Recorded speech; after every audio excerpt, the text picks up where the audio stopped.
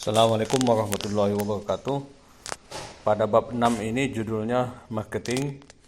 Jason menuliskan konsep marketing STP, segmenting, targeting, dan positioning. Segmenting ini pada prinsipnya kita membagi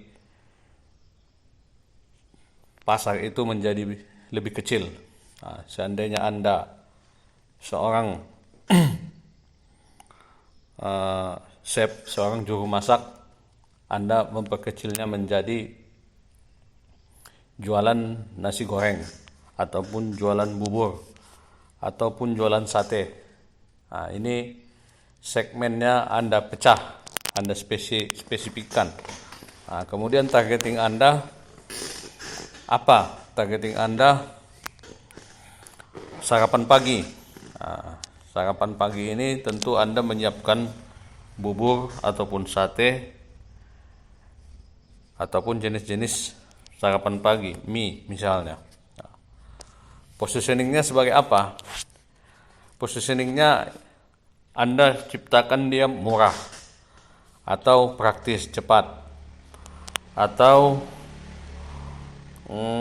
makanan sehat. Ini positioningnya. Jadi ketika Anda pandai memasak, Anda ambil segmennya sarapan pagi, targetnya itu misalnya anak sekolah. Anak sekolah tentu ingin yang cepat. Jadi positioningnya itu harus cepat. Apa yang cepat? Misalnya bubur dibungkus, kemudian mie dibungkus. Kalau lontong tidak mungkin, kalau sate tidak mungkin. Jadi inilah gambaran tentang positioning, segmenting, targeting, dan positioning yang dimaksud oleh Jason. Namun kita akan melanjutkan ke yang lebih banyak nanti contoh, karena kita dalam belajar ini harus banyak melatih ketajaman berpikir tentang segmenting, targeting, dan positioning ini. Selanjutnya kita lihat salah satu contoh, itu Mitsubishi Motor. Dia segmennya itu kendaraan bermotor, menciptakan mobil-mobil baik angkutan kecil, angkutan rumah tangga, minibus, kemudian truk. Jadi ketika Mitsubishi menciptakan mobil, dia mengambil segmen misalnya rumah tangga. Targetingnya kelas menengah ke samping ataupun menengah ke bawah. Dia ciptakan mobil Mitsubishi hari ini Expander misalnya. Expander ini masuk di kelas menengah. Expander targeting. Kemudian positioningnya sebagai apa? Misalnya dia walaupun mobil kecil tetapi mempunyai kehandalan dan memiliki kemewahan. Ini ya positioningnya dibandingkan dengan mobil-mobil yang lain. Harga berkompetitif. Ini sebagai contoh bagaimana Mitsubishi menciptakan Expander. Kemudian dia mengambil segmen pedagang atau angkutan. Targetingnya apa? Targetingnya bahan bangunan ataupun bahan pokok ataupun hasil pertanian. Targetingnya salah satu, apakah hasil pertanian, bahan pokok, atau hewan ternak, hingga dia menciptakan mobil pick up L300 bentuk pick up. Positioningnya apa? Mobil ini handal, kuat, spare partnya murah, bengkelnya banyak. Ketika disinilah dia mengambil positioningnya. Harga jual tinggi. Ini positioning, salah satu contoh. Kemudian kalau dia masuk ke segmen pabrik ataupun industri, dia menciptakan truk, perkebunan. Dia menciptakan truk. Targetingnya apa? Itu perusahaan-perusahaan besar tadi. ada perkebunan, ada pabrik, ada kontainer yang butuh mesin-mesin yang besar. Nah, ya targetingnya itu. Targetnya siapa? Pabrik-pabrik besar. Nah, positioningnya apa?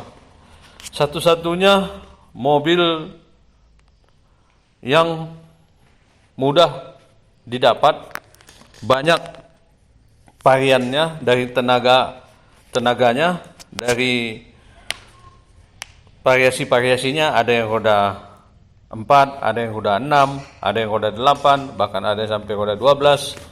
Nah, sehingga positioning dia itu melayani segala jenis pengangkutan misalnya. Nah, itu untuk kendaraan. Satu contoh misalnya Sanyo.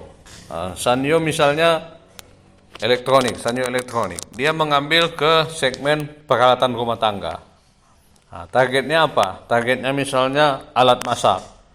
Dia ciptakan misalnya kompor gas. Dia ciptakan misalnya rice cooker. Nah, positioningnya apa? Dia positioningnya Sanyo adalah merek ternama.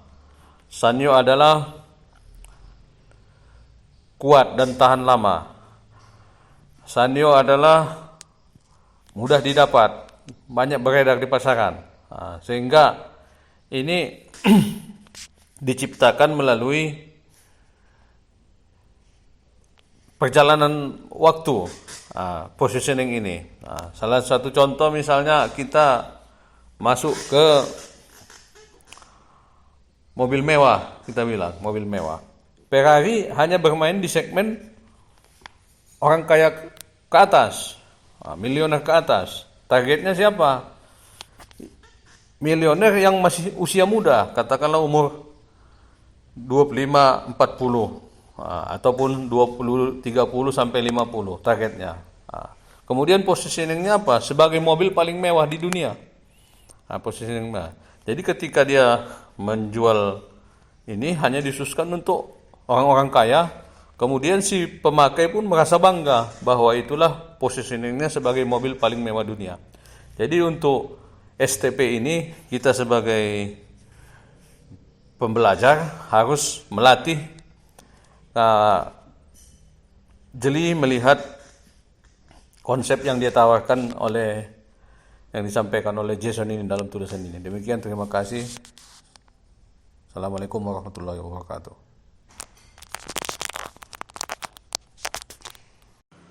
Kita lanjut di halaman 59. Jason mengatakan, siapa konsumen Anda dan siapa yang bukan. Artinya Jason menyuruh kita untuk memilih mana yang akan menjadi konsumen kita, mana yang menjadi prioritas target dari produk kita, pasar yang akan kita kejar. Katakanlah total populasi ada 1 juta orang. Ini pasar potensial yang tertarik untuk membeli produk kita ini, katakanlah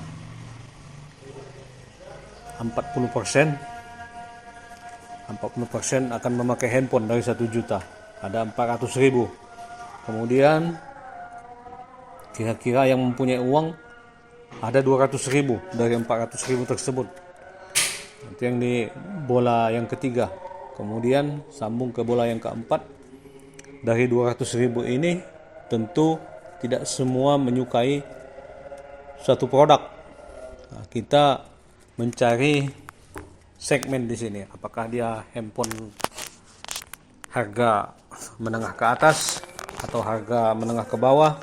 Tentu kita tentukan. Karena dari 200.000 yang punya uang untuk membeli ini, tidak juga semua nanti akan membeli sama kita. Mungkin hanya sekitar 100.000 ataupun 50.000. Katakanlah 50.000 dari yang 200.000 tersebut. Nah, artinya inilah pasar yang sebenarnya ada. Dari 1 juta tadi populasi, ada potensinya 400.000 orang. Kemudian dari 400.000 orang ini ada 200.000 orang yang punya uang. Dan dari 200.000 ini tidak mungkin semua membeli produk kita hanya 50.000. Anda bayangkan perubahan angka dari 1 juta menjadi 50.000. Inilah realnya sebenarnya yang menjadi pasar kita.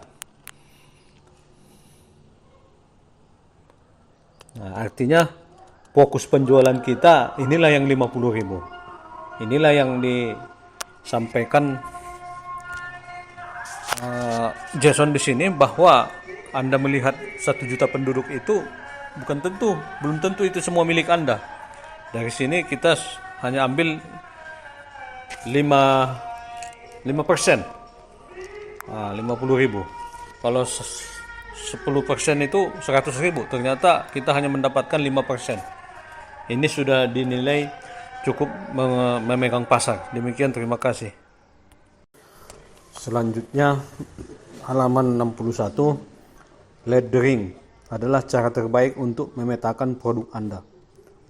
Melihat bagaimana ia terhubung dengan target Anda dan memutuskan bagaimana menggunakannya untuk menciptakan materi pemasaran. Di sini kita lihat diagram ini adalah lebih mirip kepada positioning. Bagaimana kita menangkap perasaan konsumen dengan penilaian.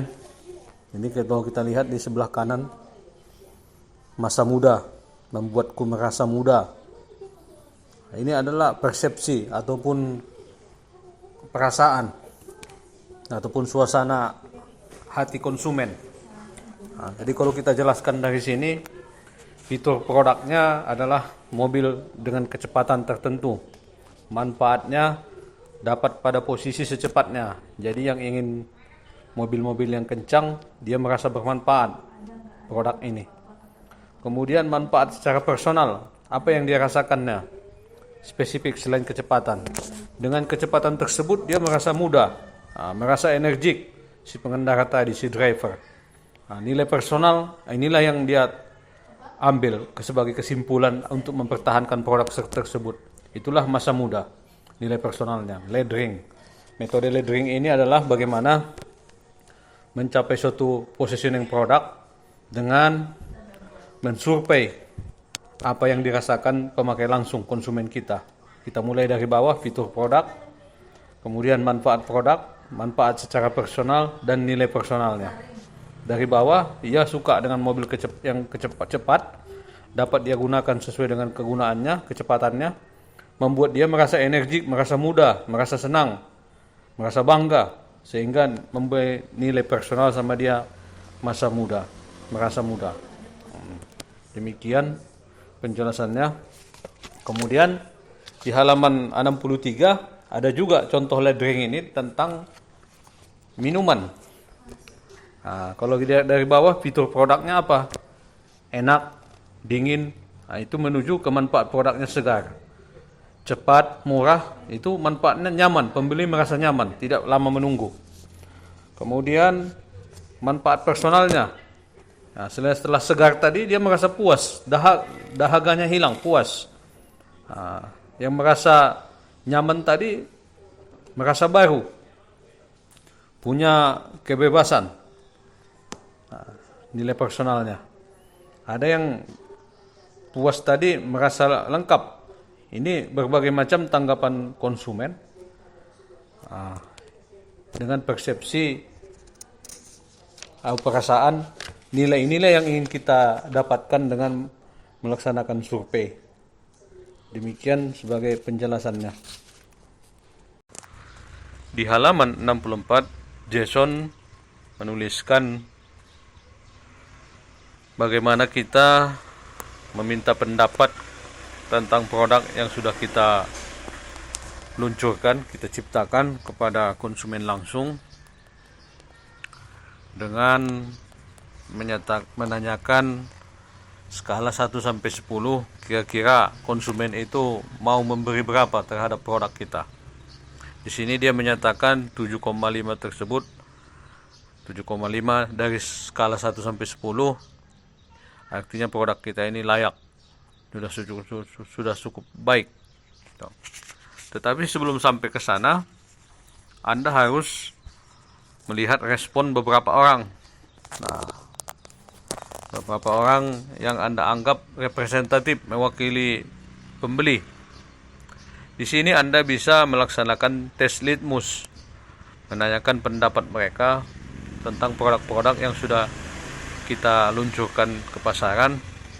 Di sini kita menunjukkan barang secara langsung, kemudian kita mengklaim keunikan, keistimewaan dari produk kita ini ada kelebihannya, dengan menunjukkan fakta-fakta keunggulan produk kita ini dibandingkan produk yang lain,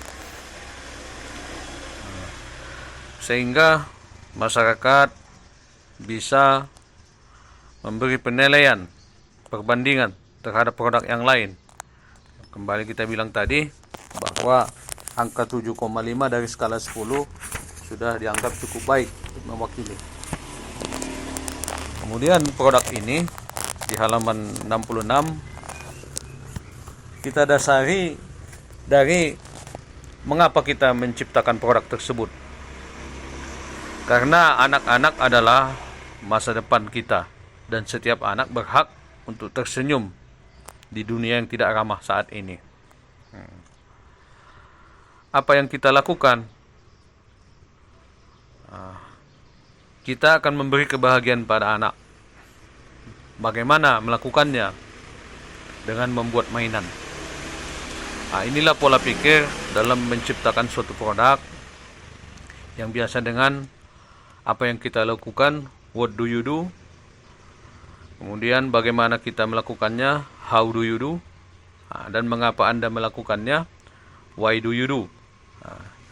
Dari ketiga unsur pertanyaan ini, tentu Anda bisa memuaskan harapan konsumen. Ini yang disampaikan di halaman 66. Jadi latar belakang penciptaan produk tersebut kita harus tanyakan, mengapa kita ciptakan? Tentu karena dibutuhkan. Mengapa dibutuhkan? Karena kita ingin membahagiakan anak-anak.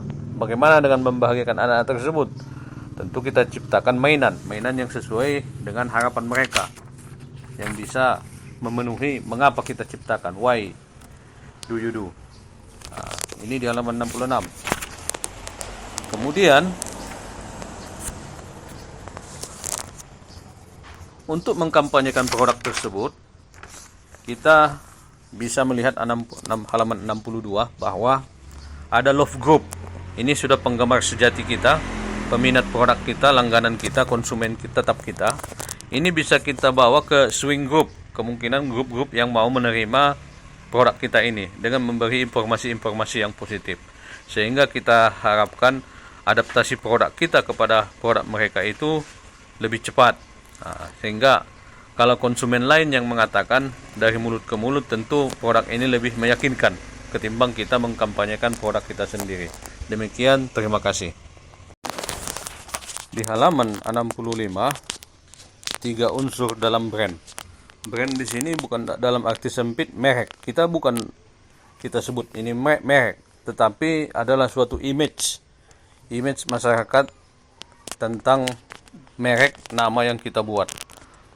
Tetapi ada kandungannya bagaimana merek ini diingat oleh pelanggan, mudah diingat. Kemudian berbeda dari kompetitor yang lain. Ada keunikannya dibandingkan merek-merek yang lain. Kemudian kalau bisa unsur merek ini memberi edukasi pada karyawan. Mungkin apa contohnya? Contohnya mungkin kalau hari ini,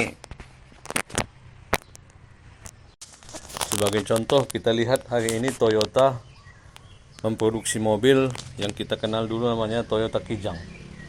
Dari tahun 80-an sampai hari ini nama Kijang ini tidak mereka hilangkan, karena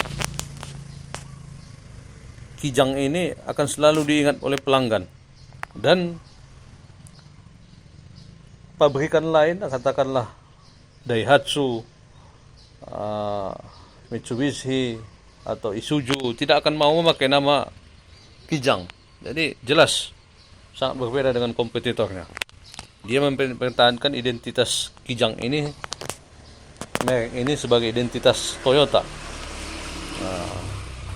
Kemudian unsur motivasi bagi karyawan, Kijang ini adalah hewan yang istimewa, hewan yang unik, hewan yang lincah, hewan yang gesit. Jadi Kijang ini mempunyai nilai tersendiri, berbeda dengan lembu, banteng, badak, atau apa. Jadi pemilihan nama Kijang ini sudah tepat. Artinya inilah yang ingin ditanamkan di hati pelanggan ataupun di hati konsumen, bahwa merek ini akan mewarnai rasa terhadap produk tersebut.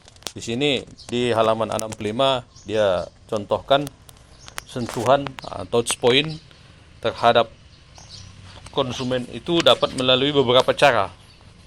Artinya iklan di televisi, di media sosial itu bisa kita buat. Kemudian kita membuat website di internet sehingga masyarakat yang ingin mendapatkan informasi tentang produk kita mudah mendapatkannya. Kemudian ada email. Mereka bisa mengirim pesan kepada pelanggan ataupun Anda bisa mengirim pesan kepada mereka, ada timbal balik. Kemudian ada customer service, artinya ada pelayanan konsumen di mana ada masalah kecil atau komplain bisa disampaikan dengan cepat. Inilah yang dirasakan oleh konsumen, pemilik, impresi yang mereka rasakan, sehingga apa yang dibentuk melalui touch point tadi, sentuhan-sentuhan tadi, itu melekat di hati konsumen. Ada website, ada iklan, ada email, ada customer service sebagai bentuk pelayanan 24 jam ataupun pelayanan prima yang diterima konsumen atas pembelian produk tersebut. Demikian, terima kasih.